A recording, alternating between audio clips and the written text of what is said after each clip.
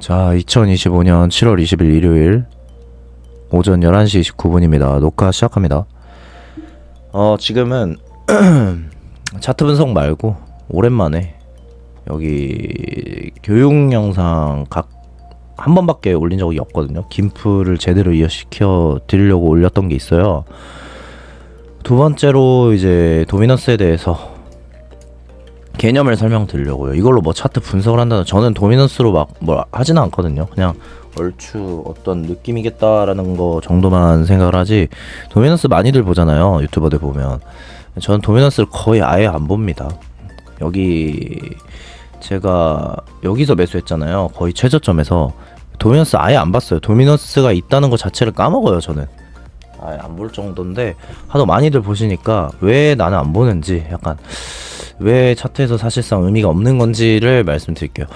도미넌스가 중요한 게 아니고요, 그 경향이 중요한 겁니다. 과거에 도미넌스가 이렇게 됐을 때는 현재는 어떻게 됐었다, 과거에 어떻게 됐었다, 현재는 이러하니까 이럴 가능성이 높다, 이렇게 판단하는 거는 좋습니다. 그럼 지표로 작용을 하는 거잖아요, 본인만의 지표로. 그런 거는 좋아요. 근데 이제 도미넌스가 과거에 뭐 이랬으니까 현재도 무조건 이럴 거다, 이런 생각은 옳지 않습니다. 차트 분석도 마찬가지죠. 과거에 이랬으니까 지금도 이럴 가능성이 있다, 이런 거는 맞는데, 베팅을 하는 게 좋은데, 뭐 그게 과거에 이랬으니까 무조건 이런다 하면서, 그거는 좀 아니에요. 그리고 차트는 그렇다 쳐도 도미넌스는 더 아니다, 이거죠.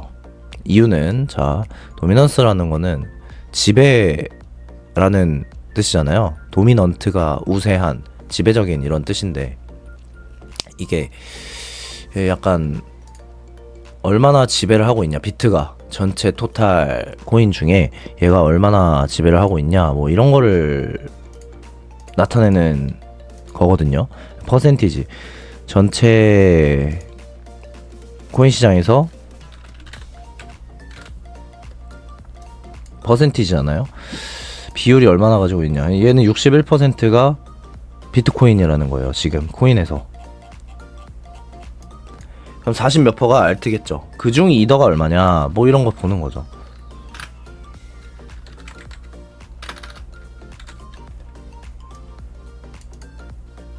이더는 지금 11퍼. 그럼 나머지 11퍼랑 61퍼 더하면 뭐 72퍼, 73퍼 정도 된다고 치면, 나머지 이제 27퍼 정도가 알트코인이라는 거죠.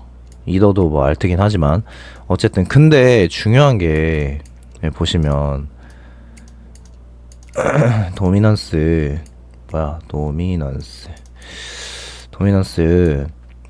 개념을 이제 설명을 드릴게요.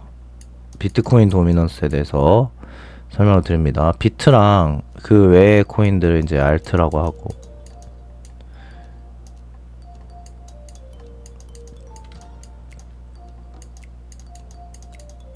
보세요. 도미넌스가 D라고 표현하겠습니다. D. 도미넌스가 올라갔다. 도미넌스가 올라간 거잖아요. 비트코인은 올라갈까요, 떨어질까요? 정답은 알 수가 없다. 비트코인 도미넌스가 올라가면 올라간 거 아닌가요? 이렇게 생각하실 수 있는데, 그게 아니라 이거는 퍼센티지이기 때문에, 얘가 보세요. 화살표 크기를 보세요. 제가 수학 공부할 때 이거를 많이 했거든요.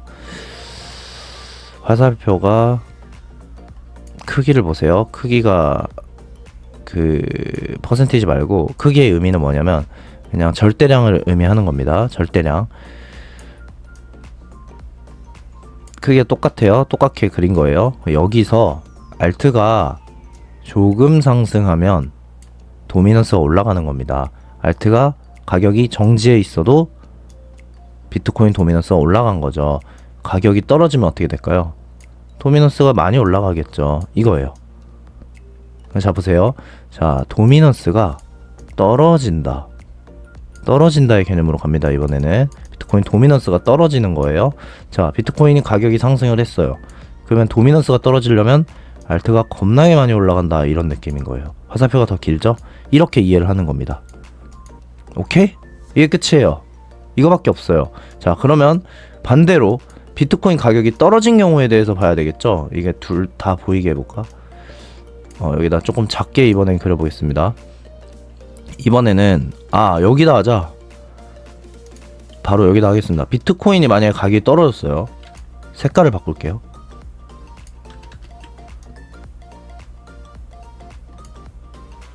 비트코인 가격이 떨어졌습니다, 여러분. 근데 이 도미넌스는 똑같이 올라갔어요. 똑같이 올라갔어요. 비트코인 가격이 떨어졌는데 얘가 어떻게 도미넌스가 올라가지? 겁나 많이 떨어지면 됩니다. 그럼 시장 지배 퍼센티지가 얘가 더 많아진 거잖아요. 퍼센트가 맞죠? 시가총액 생각하시면 돼요. 얘가 더 많이 떨어졌어. 그럼 얘는 조금 떨어지거나 가만히 있거나 올라가면 되잖아요. 그러니까 얘가 떨어진 거를 지금 가정을 했으니까 많이 떨어지면 된다. 그럼 자 보세요. 여기도 비트코인 도미넌스가 떨어져요. 떨어졌어요. 그럼 비트코인 가격이 떨어졌다고 가정을 했을 때 얘가 어떻게 돼야 되냐? 조금 떨어지면 되죠. 얘가 더 많이 떨어졌으니까 비율이 떨어진 거죠. 아니면 가만히 있어도 되죠. 비트 가격이 떨어졌어요. 여기는 가격이에요. 가격. 여기는 비율. 오케이? 그러면 얘는 올라가 버려도 되죠. 많이 오르든 조금 오르든 어쨌든 오르면 비트가 많이 떨어지고 얘가 가격이 올라갔다. 가격 지배가 얘가 더 많아지는 거잖아요. 이렇게 생각을 하면 됩니다. 끝. 이거 이해하셨죠? 자, 그러면 케이스가 보세요. 이번에 뭐 유튜버들 보면 비트코인 도미넌스가 떨어질 차례이기 때문에 이거죠. 이 케이스죠. 두 가지 케이스죠. 이 케이스인데 그러면 알트가 미친듯이 상승할 것이다 라고 하잖아요. 보세요. 요 케이스에서 알트가 어떻게 될까요? 떨어질 수도 있고요. 멈출 수도 있고요. 올라갈 수도 있어요. 확률이. 자, 그러면 반대 케이스, 요 케이스 파란색 케이스 올라갈 수 있다. 근데 보통은 파란색 케이스만 생각을 하는 겁니다. 왜냐면 상승장이라고 생각하니까. 이해는 해요. 무슨 말인지. 왜냐면 사람들이 이걸 봤을 거예요. 요거 본 거예요. 비트코인 가격도 어차피 올라가잖아. 상승장이잖아. 그러면 도미넌스가 떨어지면 어떻게 돼요? 알트가 미친듯이 올라가야 돼요. 맞는 말입니다. 그래서 지금 알트가 엄청 올라가고 있는 거고 저도 그 관점에서 동의는 하는데 저는 왜 안 보냐. 다시 말씀드려서 나는 왜 안 보냐. 도미넌스가 떨어지더라도 요 케이스잖아요. 요 케이스. 비트 가격이 떨어질 수가 있다고요. 근데 저는 비트 가격이 떨어지는 걸 기다리고 있다고요. 이미 먹을 대로 많이 먹어서. 그러면 얘가 떨어지면 알트는 어떻게 돼요? 조금 떨어지겠죠. 아니면 가만히 횡보하겠죠. 혹은 알트만 올라가겠죠. 이 가능성이 있다는 거예요. 알트 하락 가능성. 그리고 일반적으로 비트 가격이 떨어지면 알트는 대부분 쳐박습니다. 근데 도미넌스가 떨어질 차례는 맞죠? 그러면 조금 떨어지겠죠. 알트가. 마지막 장에서는 상승장 마지막에는 비트가 떨어져도 알트는 폭등해요.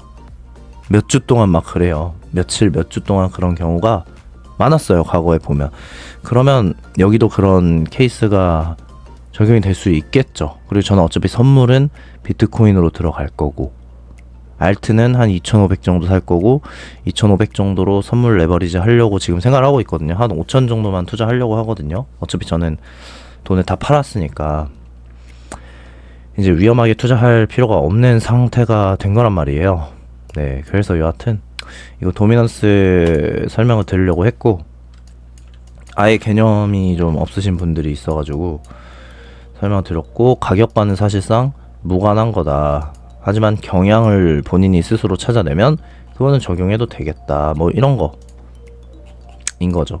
비트는 제가 분석했다시피 이제 분석 살짝만 하고 이렇게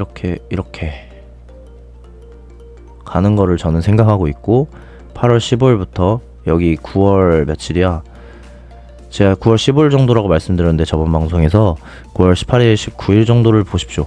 왜냐면 9월 18일이 아마 FOMC 요날 9월 17일, 한국 시간으로 9월 18일 새벽이 되겠죠? 그때 금리가 떨어질 겁니다. 금리 인하하면 무조건 오르긴 해요. 금리 인하와 동시에 이러진 않아요. 그래서 무조건 일단 시장이 지금 세뇌가 됐기 때문에 금리가 떨어지면 올라갈 거고, 그 올라가는 타이밍이 터지는 타이밍이 될 겁니다. 그래서 저는 이런 모양을 보고 있고, 제가 틀린다 그럼 틀린 거예요. 올라가면 그때 다시 분석을 할 겁니다. 저는 어차피 무포지션입니다. 지금 아예 포지션이 없습니다. 그리고 옛날에 제가 관점 알려드렸었는데, 무포 있잖아요. 무포도 포지션이에요. 무포 안에도 포지션이 많습니다. 무포는 현금을 들고 있는 건데, 현금도 달러를 들고 있냐 아니면 원화를 들고 있냐에 따라서 환율, 환차익 거래를 하는 겁니다. 이건 이해되실 거 아니에요. 저는 거의 대부분의 99%의 자산이 달러거든요. 그래가지고 달러를 가지고 있고, 환율이 만약에 오르면 저는 제 돈의 가치가 올라가고요. 환율이 떨어지면 제 돈의 가치는 떨어지는 겁니다. 근데 지금 환율은 이제 환율 차트를 여기서 본 적이 거의 없는데,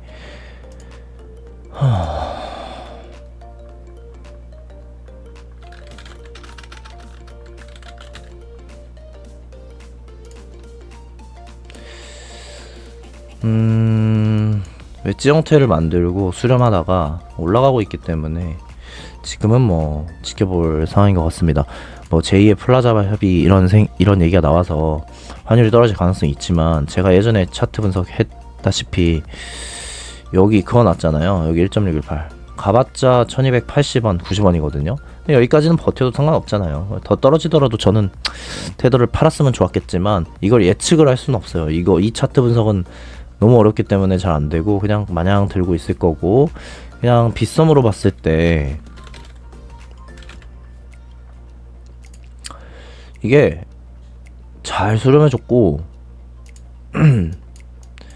이제 이 트렌드 라인을 벗어나고 있거든요. 그러면 1400원 이상까지는 갈 것 같아요. 여기 13원씩 올라가면 13, 14원씩 올라가도 저는 전체 자산의 1%가 올라가는 거기 때문에 여기서 팔고 싶지는 않습니다. 많이 올라갈 것 같습니다. 여튼 이 정도. 추가적으로 이더를 보면요, 제가 저번 방송에서 말씀드렸다시피 제 목표 가격은 5,827.84달러입니다. 여기 넘어가면 전량 매도를 사실 하는 게 맞아요.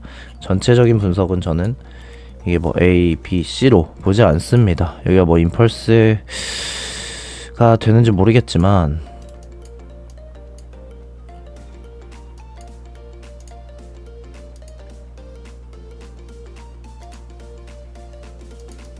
벌써 안 되는데.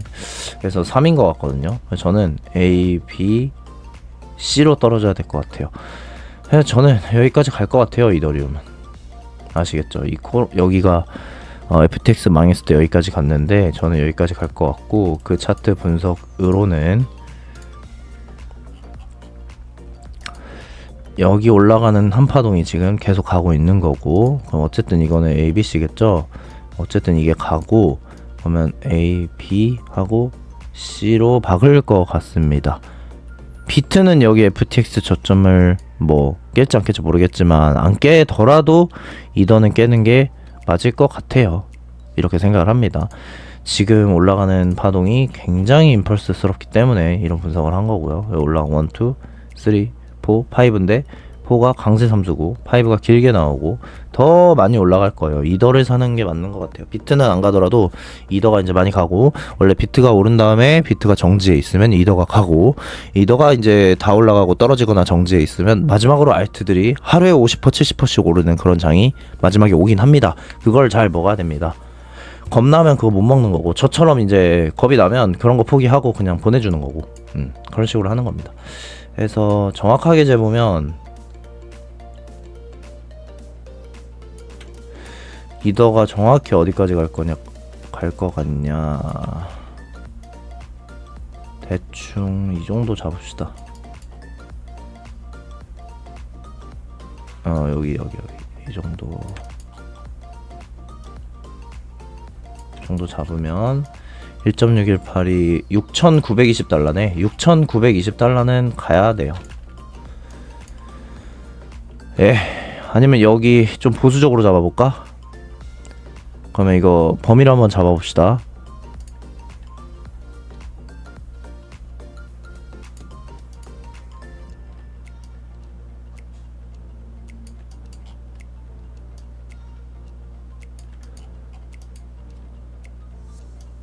정도 5,817달러 5,800달러에서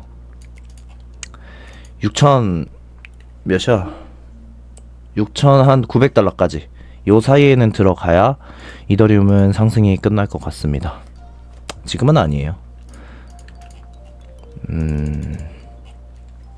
여기 삼각수렴 뭐 이런 거는 저는 가능성이 좀 낮다고 생각을 하고,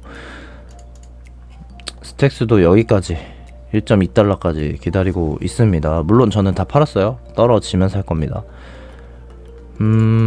또 봐드릴 게 있나? 리플도 뭐 여기서 다 팔았고, 이렇게 여기까지 갔다가 올라가지 않을까? 막 그런 생각 중인데, 일단은 뭐 도미넌스 교육 때문에 튼 거니까 여기까지 일단 끊겠습니다.